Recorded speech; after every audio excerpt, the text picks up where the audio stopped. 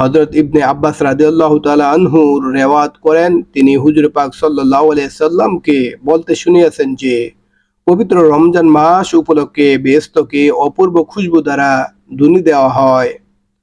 বছরের শুরু হইতে শেষ পর্যন্ত উহাকে রমজানের জন্য সুসজ্জিত করা হয়। যখন রমজানের প্রথম রাত্রি হয়, তখন আরশের তলদেশ হইতে মুসিরাহ নামক এক প্রকার বাতাস প্রবাহিত হয়, যার দোলায় বেহেশতের বৃক্ষলতা, পাতা, পল্লব ও দরজার কড়াসমূহ দুলিতে থাকে। যদ্বারা এমন এক মনোমুগ্ধকর ও হৃদয় স্পর্শী সুর সৃষ্টি হয় যে কোন শ্রোতা ইতিপূর্বে এইরূপ সুমধুর সুর কখনো শ্রবণ করে নাই।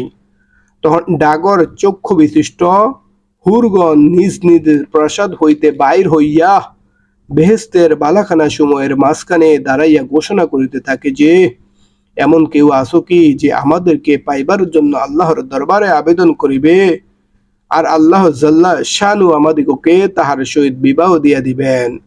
অতঃপর ওই হুরগণ বেহেশতের দারোগা রেদওয়ানের নিকট জিজ্ঞাসা করে যে ইহা কোন রাত্রি? রেদওয়ান লাব্বাইক বলিয়া জবাব দেন যে ইহা রমজানের প্রথম রাত্রি।